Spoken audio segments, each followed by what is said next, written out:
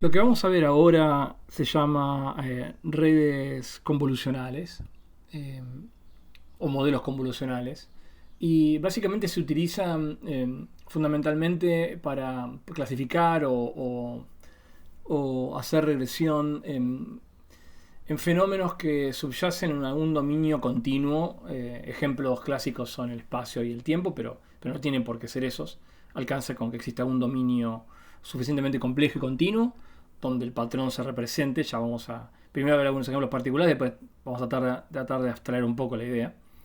Y lo que estos modelos aprovechan es una idea de dependencia relativa que existe en los features en el dominio y no en oposición a una dependencia absoluta. Y eso es lo que aprenden.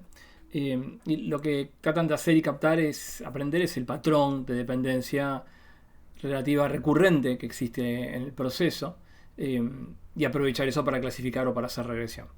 Se va a entender un poco más con un ejemplo de cuál es la idea fundamental.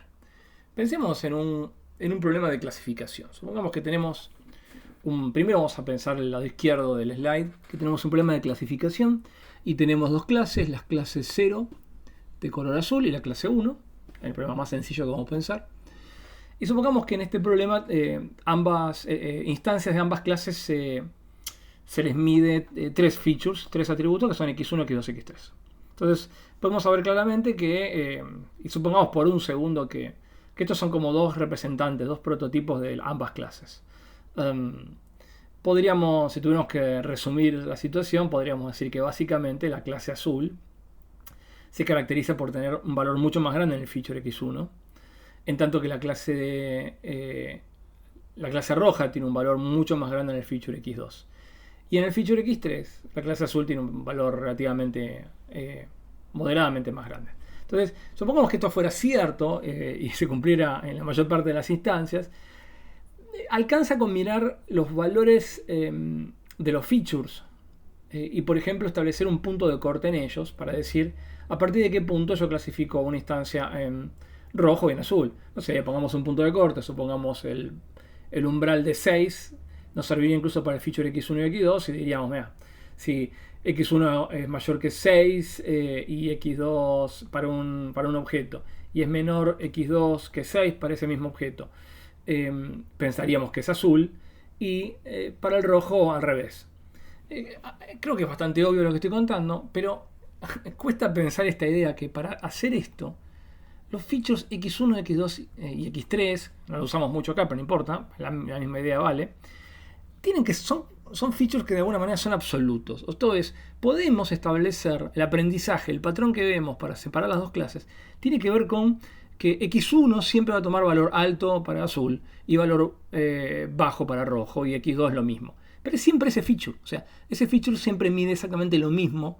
Puede ser un poco más alto, un poco más bajo el valor, pero siempre es el mismo feature que capta la esencia de pertenencia a una clase para una instancia o para otra.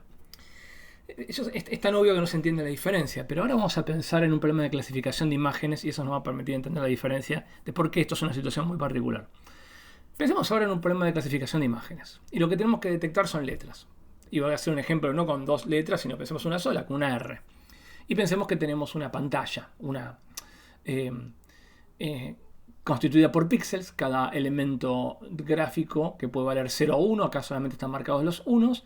Estamos pensando en un ejemplo muy sencillo, donde la imagen se codifica como instancias presentes o ausentes, ceros o unos, de niveles de blancos y de negros. Algo muy sencillo, en una retícula muy pequeña.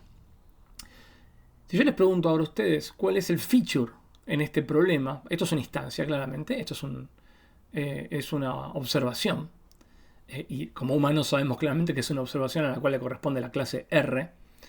Si yo le pregunto a ustedes cuáles son los features, al principio ya no es tan obvio pensar cuál es el feature. Desde el punto de vista puramente computacional, de bajo nivel, después que lo pensamos un poco nos damos cuenta que el feature es cada una de estas celdas que puede estar prendida o apagada.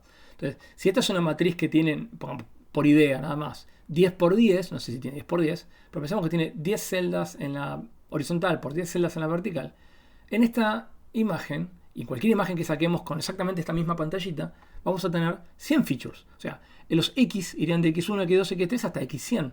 O sea, los features en este problema un feature es cada una de estas celdas y si está prendida o apagada. Pero entonces acá ya empezamos a entender la diferencia, porque si bien esta instancia, desde el punto de vista del interés que uno tiene, es exactamente igual a esta, ambas instancias corresponden a una R. Fíjense que posiblemente, visto feature a feature, yo ya no puedo escribir una regla de clasificación como la que escribí previamente en este caso.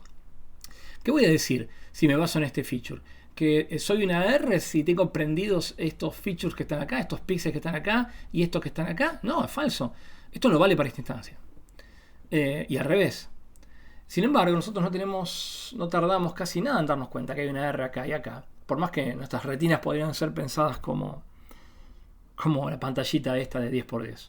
Un poco más compleja, pero podría ser pensado así. Entonces, eso nos hace pensar que claramente hay una diferencia entre este setting y este setting. Y la diferencia está en que en este caso estos features tienen una evaluación absoluta con respecto a las instancias. En cambio acá estos features no tienen evaluación absoluta. Los features son importantísimos, pero son importantísimos desde el punto de vista puramente relativo en el dominio.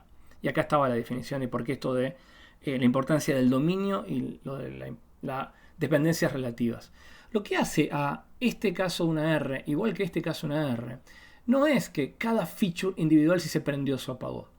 Lo que convierte a esto en una R es que, por ejemplo, la pancita esta redondita de la R la capto porque básicamente lo que se prenden en términos relativos son toda esta serie de features.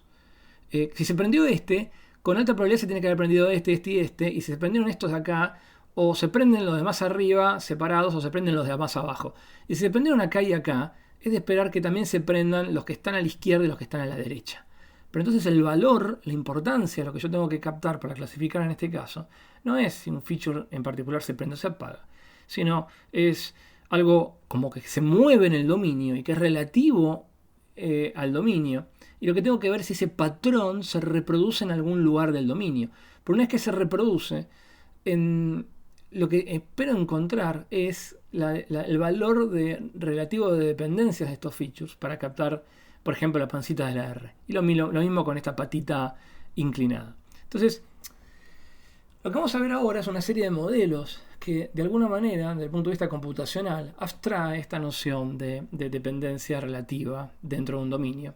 Y se lo hace con una operación que se llama convolución. Entonces, lo que vamos a ver ahora es específicamente cómo son esas operaciones para poder captar esta idea relativa y no absoluta de valor de los features para clasificar instancias.